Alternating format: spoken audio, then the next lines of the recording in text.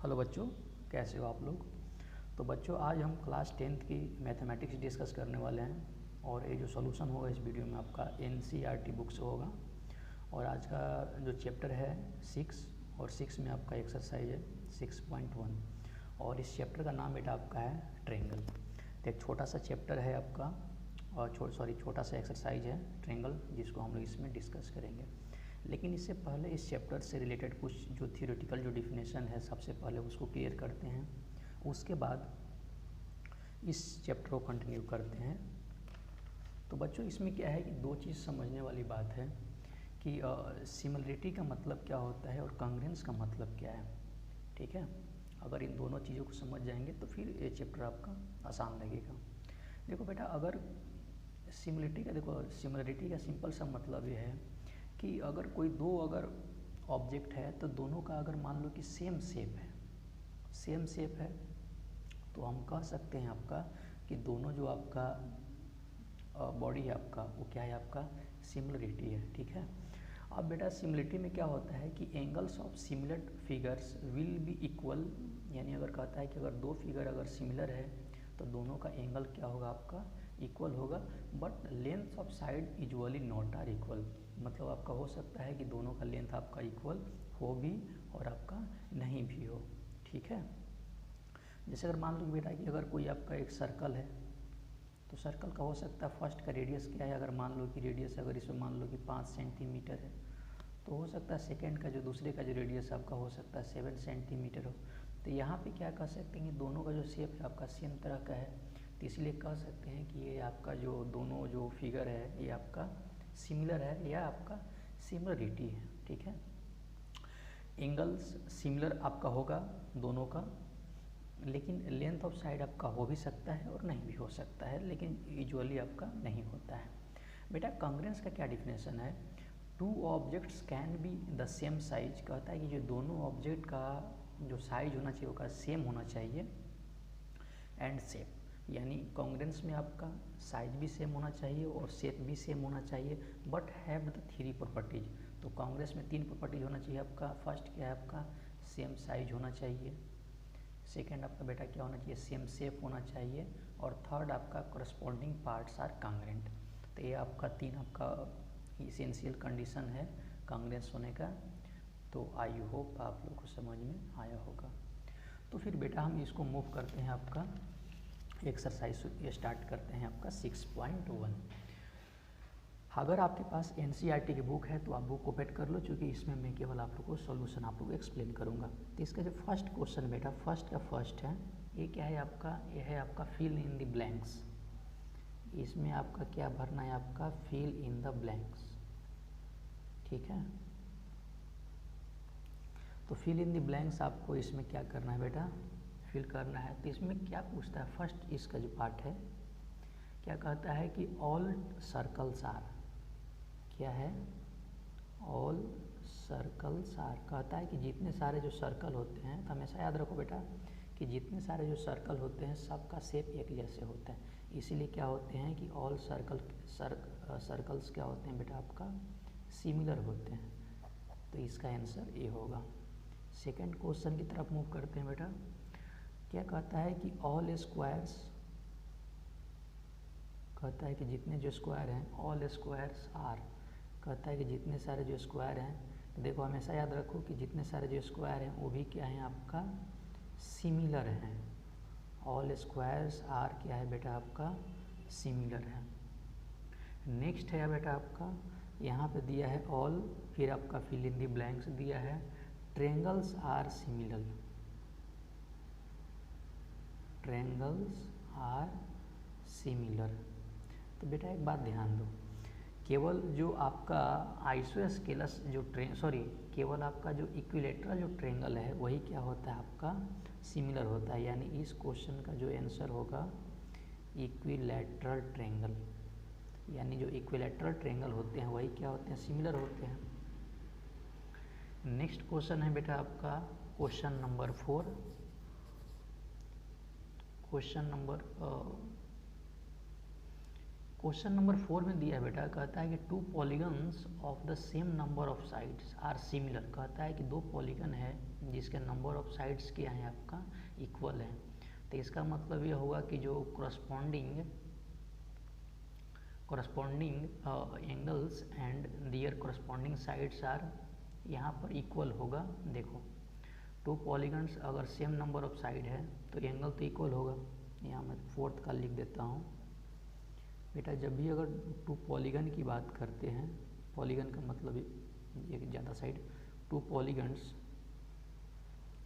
यहाँ पे दिया है of the same number, to polygons of the same number. कहता है कि दो पॉलीगन है, दोनों का आपका सेम नंबर है। तो बेटा ये तभी पॉसिबल होगा जब क्या होगा इसका कि एंगल आपका इक्वल होगा। क्या होगा बेटा आपका एंगल इसका एंगल इक्वल होगा। और सेकंड आपका इसके जो साइड होंगे बेटा वो क्या होंगे आपका प्रपोर्शन में होंगे। साइड किस में होंगे आपका प्रपोर्शन में होंगे। साइड इसका क्या होगा बेटा आपका प्रपोर्शन में हो गया। तो ये आपका बेसिक इस चैप्टर का स्टार्टिंग का क्वेश्चन था जो मैंने आपको बता दी। इसको आप 2 बार पढ़ोगे तो आपको याद हो जाएगा। फिर भी अगर कोई इशू है थ्योरेटिकल रिलेटेड तो आप लोग कमेंट जरूर कर देना, ठीक है। चलो अब बेटा यहाँ पे 2 एग्जाम्पल बताना है क्वेश्चन नंबर 2 में। अगर क्वेश्चन नंबर बेटा अगर 2 की बात करूँ तो आप लोगों को 2 एग्जाम्पल बताना है।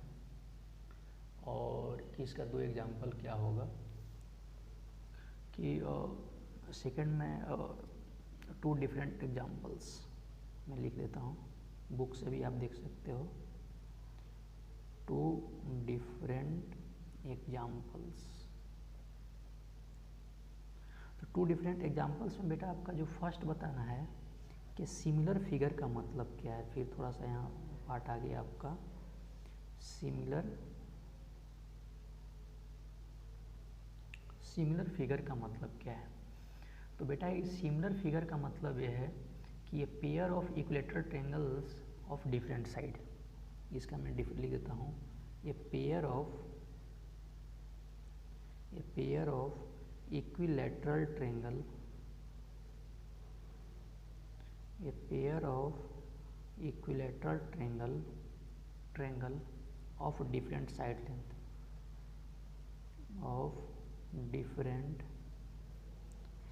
length कहता है कि अगर मान लो कि अगर अपने पास एक पेयर ऑफ इक्विलेटरल ट्रायंगल है लेकिन दोनों का साइड लेंथ आपका इक्वल है तो वो आपका दोनों आपका, जैसे मान लो कि इसी इक्विलेटरल ट्रायंगल को ले लो और एक ये ले लो, तो दोनों क्या हो जाएगा आपका ये सिमिलर हो जाएगा। यानी इसको अगर आप ABC बोलो, इसको अगर आप DEF बोलो, तो यहाँ देख रहे हैं कि दोनों का आपका एंगल सेम है लेकिन आपका दोनों आपका ट्रायंगल क्या हो जाएगा आपका सिमिलर हो जाएगा। उसी तरह यहाँ से कह सकते हो कि पेयर ऑफ रेक्टेंगल भी क्या होते हैं आपका, पेयर ऑफ रेक्टेंगल वो भी क्या होते हैं सिमिलर होते हैं।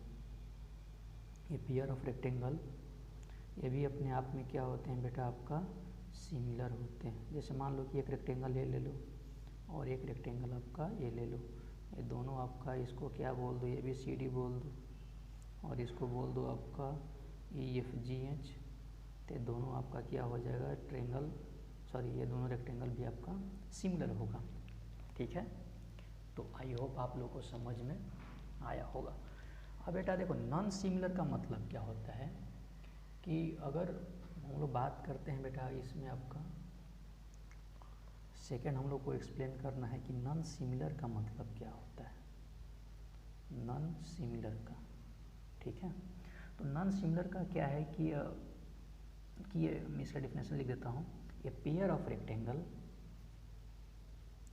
ए पेयर ऑफ रेक्टेंगल कहता है कि अगर एक पेयर ऑफ रेक्टेंगल है, a pair of rectangle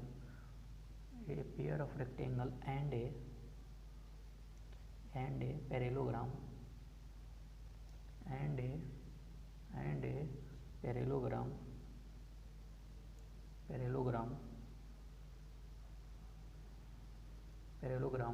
with angles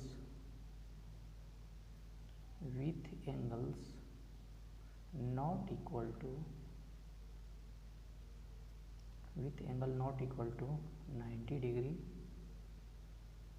कहता है कि एक आपका पेयर अगर रेक्टेंगल का है, पैरेललोग्राम का है, तो इसका दोनों का जो एंगल होगा 90 डिग्री इक्वल नहीं होगा। समझे बात को? तो ये आपका नॉन सिमिलर आपका है, चूँकि है ना। उसी तरह अगर मान लो कि pair of isosceles triangle and आपका स्केलन ट्रायंगल, तो भी ऐसी बात है कि दोनों आपका नहीं होगा, ठीक है। जैसे अगर इसी में अगर देख लो, जैसे मान लो कि एक हम इसकी बात करें, एक आपका EABCD की बात करें और एक आपका इसकी बात करें, तो बेटा ये दोनों आपका नॉन सिमिलर है। अगर इसको अगर मान लो कि EFGH मान लो, तो दोनों आपका जो यहाँ पे जो फिगर है, ये दोनों आपका क्या है, आपका नॉन सिमिलर है, ठीक है। चलो अब बेटा हम लोग क्वेश्चन नंबर हम लोग आते हैं आपका 3 की तरफ, ठीक है। क्वेश्चन नंबर बेटा हम लोग आते हैं आपका इस चैप्टर की 3 की तरफ, और ये लास्ट क्वेश्चन भी है। कहता है कि इसमें आपका एक डायग्राम दिया गया है, ठीक है। आपको बताना है कि इसमें आपका कौन सिमिलर है और कौन सिमिलर नहीं है। एक डायग्राम बेटा इस तरह से है, कुछ दिया हुआ, यह है PQR और S। इसका साइड लेंथ बेटा आपका 1.5 सेंटीमीटर है, इसका बेटा भी आपका 1.5 सेंटीमीटर है, इसका भी बेटा आपका 1.5 सेंटीमीटर है, और इसका भी आपका 1.5 सेंटीमीटर है। तो आप देख रहे हो कि साइड लेंथ इसमें सब आपका इक्वल है। एक आपका इस तरह से है, इसको हम ABCD बोल रहे हैं, ABCD।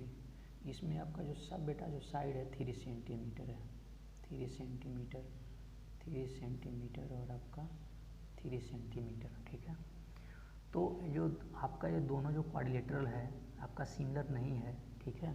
ये आपका दोनों सिमिलर नहीं है, बोथ क्वाड्रिलेटरल, क्योंकि आपका दोनों का देखो इसका एंगल कुछ है और इसका एंगल कुछ है। तो यहाँ लिख सकते हैं आपका both quadrilaterals, both quadrilaterals are not similar. कहता है कि दोनों जो क्वाड्रिलेटरल है बेटा, दोनों आपका सिमिलर नहीं है, because corresponding angles are not equal,